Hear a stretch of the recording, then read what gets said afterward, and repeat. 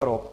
मैं रिपीट करवा रहा हूं पूरी संधि, बस बिना कमेंट करने नमस्कार सभी को, एक बार पुनः सभी को शुभ संध्या, गुड इवनिंग, राधे राधे। अब कोई बच्चा कमेंट नहीं करेगा, अब कोई बच्चा क्या नहीं करेगा, कमेंट नहीं करेगा। मैं सिर्फ आपको व्यंजन संधि क्या करवा रहा हूं, रिपीट करवा रहा हूं। सबसे पहला नियम आया था आपका व्यंजन संधि में अंक विधान का नियम। प्रथम शब्द के अंत में जब हलंत आती है, मैं हलंत, से हलंत और न हलंत, तीनों हलंत को छोड़ दो और इन तीनों हलंत को छोड़ने के बाद में आगे आपके 44 जो वर्ण आते हैं उनके ऊपर आप क्या लगाते हो, अंक विधान लगाते हो। अंक में आप 1 नंबर, 3 नंबर और 5 नंबर लगाते हो। अब यानी कि अपने बात करते हैं साथियों 1 नंबर, 3 नंबर और 5 नंबर कब लगाया जाता है। जब हम बात करते हैं साथियों द्वितीय शब्द के प्रारंभ में अघोष वर्ण आता है तो उसके ऊपर 1 नंबर लगता है।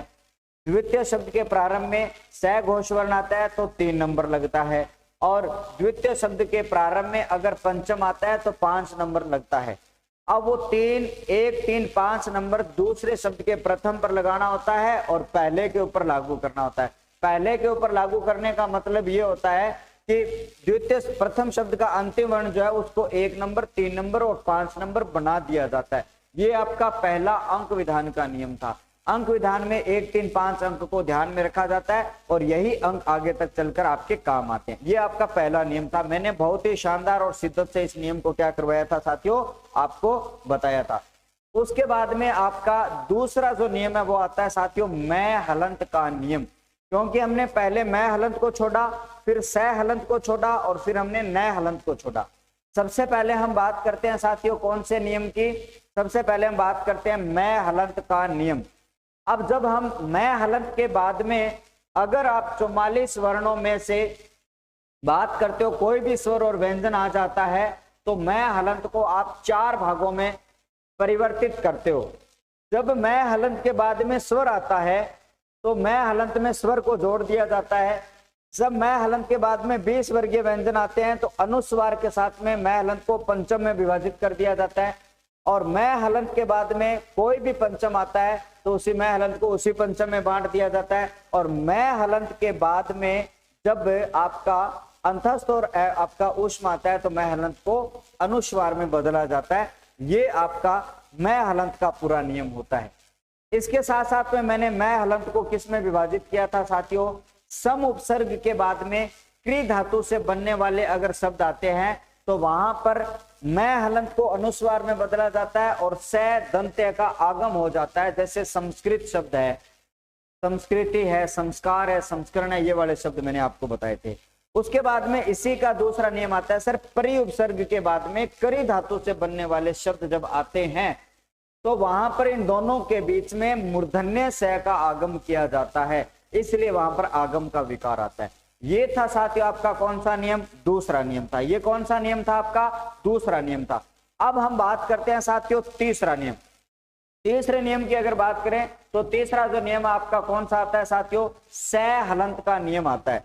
सह हलंत के साथ में बात करें मूर्धन्य स का नियम आता है और उस मूर्धन्य स में मूर्धन्य स के साथ में सह हलंत, हर्स्व ई, दीर्घ ई, हर्स्व उ, दीर्घ री ए ऐ प्रथम शब्द के अंत में आए तो आपको द्वितीय शब्द के प्रारंभ में तय वर्ग आपको देखना होता है। तय वर्ग का मतलब त, थ, द, ध, न और श। अगर ये कंडीशन मिलती है आपको तो आपको क्या करना होता है, संधि करते समय तय को टय वर्ग में बदल देते हैं। तय को यानी तय वर्ग को किस में बदल देते हैं, टय वर्ग में बदल देते हैं और ये आपको अच्छी तरीके से याद रखें।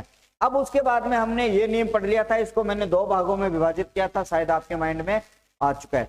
उसके बाद में हमने तीसरा नियम जाना था सर नए हलंत का नियम। नए हलंत मैंने बताया था नए हलंत के बाद में जब स्वर आता है तो नए हलंत का लोप करके स्वर संधि करनी है और नए हलंत के बाद में जब व्यंजन आता है नए हलंत का लोप करके दोनों को सीधा जोड़कर व्यंजन संधि करनी है। ये पूरा रूल था, आपको याद होगा। फिर मैंने इसी नए हलंत के साथ में अहन शब्द का रूप आपको बताया। अहन शब्द में मैंने ये बताया अहन के बाद में र आता है तो अहन को अहो में बदला जाता है। अहन के बाद में र से भिन्न आता है तो अहन को अहर में बदला जाता है। अहर पति, अहर मुख, अहोरात्र, अहो रूप, ये शब्द हमने पढ़े थे। उसके बाद में आपका जो अगला नियम आता है वो कौन सा आता है, प्रथम शब्द के अंत में कोई भी स्वर आ जाए द्वितीय शब्द के प्रारंभ में कोई भी 6 वर्ण आ जाता है तो वहां पर इन दोनों के बीच में किसका आगम किया जाता है? चय हलंत का आगम किया जाता है, इसलिए उसको चागम का नियम कहते हैं। और उसके बाद में हमने अंतिम रूल जाना था, तय हलंत और दय हलंत का नियम जाना था। तय हलंत और दय हलंत के बाद अगर 11 वर्ण आते हैं, चय, छय, जय, झ, ट, ठ, ढ, ढ, अण और स, ल और है आ जाता है, तो तय और दय हलंत को विशेष नियमों में परिवर्तन करना है। तय दय के बाद में चय छाए तो तय दय को चय में बदला जाता है। तय दय के बाद में जय और जाए तो तय दय को जय में बदला जाता है। तय दय के बाद में स आए तो तय दय को चय में, स को छय में बदला जाता है, जोड़ देना दोनों को। तय दय के बाद में लय आए तो तय दय को लय में बदला जाता है, दोनों को जोड़ दो। तय दय के बाद में है आता है तो तय दय को तो दय में और है को धय में बदला जाता है, जोड़ दो दोनों को। और तय दय के बाद में ट है आता है तो आप तय दय को टय में बदलते हो। तय दय के बाद में आपका तीसरा चौथा डय और ढय आता है तो तय दय को ढय में बदल दिया जाता है। बताओ ये रूल समझ में आए या नहीं? चलिएगा, ये जो रूल मैंने आपको अच्छी तरीके से बताए थे, अब हम बात करते